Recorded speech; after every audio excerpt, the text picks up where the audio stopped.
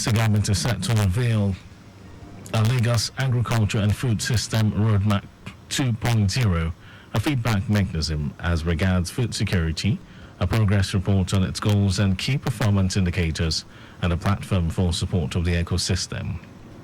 Commissioner for Agriculture Abisola Olusoye announced this during the Agro-Innovation Club Hangout 3.0 held at the University of Lagos, Akoka.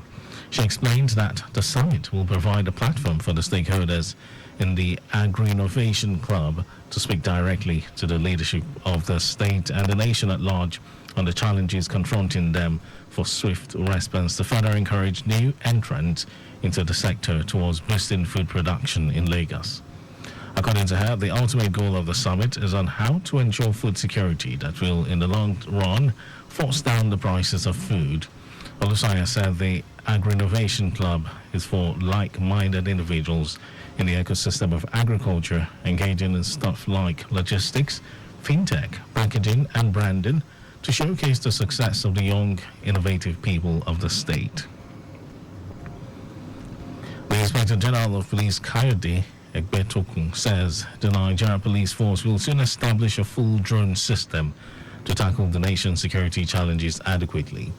Egbetokun said this while delivering the first Distinguished Personality Lecture organized by the Tertiary Education Trust Fund, TETFund, Center of Excellence in Multidisciplinary Studies, University of Ibadan. He said although the force already had a drone, it will now establish a full drone system to capture everywhere in Nigeria from its headquarters in Abuja. Egbetokun said the force will establish a special intervention squad in all the states of the Federation to tackle kidnapping, banditry, and other forms of criminality in Nigeria.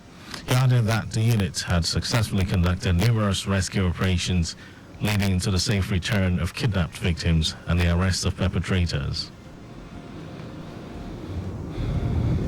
And now to the rest of the stories. The Nigeria Labour Congress has declared that the ongoing nationwide strike will continue despite the latest agreement signed with the federal government at a meeting. The Congress, in a post on X, said that industrial action will continue until today's meeting of organs of the union, where all resolutions of yesterday's meeting are expected to be reviewed. It will be recalled that after a 6-hour meeting yesterday with the leadership of the organized labor in Abuja, the federal government expressed the commitment of President Bola Tinubu to raising the 60,000 naira offered as the minimum wage. Part of the agreement was that the tripartite committee will meet every day for the next 1 week to finalize an agreeable national minimum wage.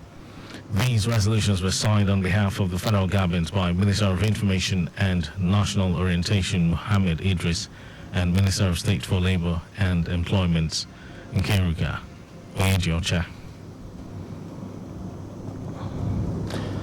Following the nationwide strike and backturn by organized labor, the Nigerian Medical Association NMA has clarified that doctors will not be part of the strike. In a statement, National Secretary General of NMA, Benjamin Igbo, explains that the association is not affiliated to the organized labor and doctors will be at their duty posts to attend to clients who desire to make use of health services. The NMA urges the government and other stakeholders to consider the plight of the average Nigerian and do everything possible to address the issues that have led to the impasse. Meanwhile, the Association of Resident Doctors NARD has frowned upon the festering practice of employing medical doctors as casual workers instead of giving them permanent employment. The association said it is particularly worrisome that the practice is gaining ground amid massive manpower shortages in government hospitals across the country. NARD made this known in a communique issued after its ordinary general meeting held in Kaduna between May 27 and June 1, 2024. The resident doctors said the manpower gap had resulted in a high workload on their members in the country, and they asked the federal government to meet the demands of organized labor. And in some foreign news, President Joe Biden is expected to issue a sweeping new executive order aimed at curbing migrant arrivals at the U.S.-Mexico border. Under the planned order, U.S. officials could swiftly deport migrants who enter the U.S. legally without processing their asylum request once a daily threshold is met. More than 6.4 million migrants have been stopped crossing into the U.S. illegally during Joe Biden's administration, a record high that has left him politically vulnerable as he campaigns for re-election. Migrant arrivals have plummeted this year, although experts believe the trend is not likely to be sustainable.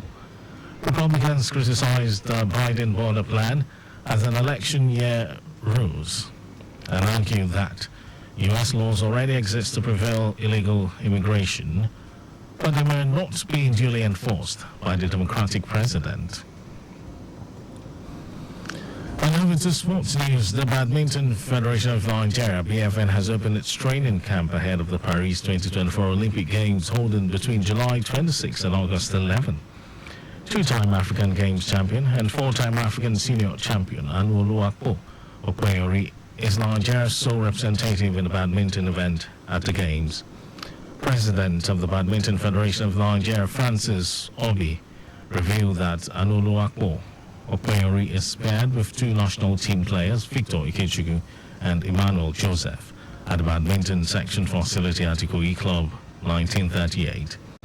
Obi said the foundation has concluded plans for the second stage of camping for Opeyori, adding that the African champion will join the foreign camp organized by the Federal Ministry of Sport in Germany from the 1st to 21st July. And that was our news at 12. But just before we go, your vehicle is not a strong room. Please keep your valuables off the view of miscreants. You can follow us and like all our various social media platforms: X, Traffic Radio 961, Instagram, Lagos Traffic Radio 961. Subscribe and watch our news and programs live on YouTube at Traffic Radio 961, and you can visit our website trafficradio961.ng. Did you know that the Sanwo-Olu administration initiated 500 hectares rice farm technology intervention project?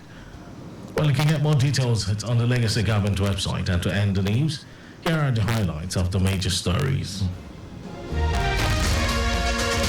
Lagos State Government has emphasized the importance of alternate dispute resolution ADR in enhancing access to justice and reducing delays in the judicial system. The Nigeria Labour Congress has declared that the ongoing nationwide strike will continue despite the latest agreement signed with the federal government at a meeting. And we also told you that President Joe Biden is expected to issue a sweeping new executive order aimed at curbing migrant arrivals at the U.S.-Mexico border. And then in sports, the Badminton Federation of Nigeria has opened its training camp ahead of the Paris 2024 Olympic Games holding between July 26 and August 11. And for contact with the newsroom, send a message to info@trafficradio961.ng. That ends the news broadcast from Lagos Traffic Radio 96.1 FM. Beautiful afternoon to you. Thank you for listening. My name is Mike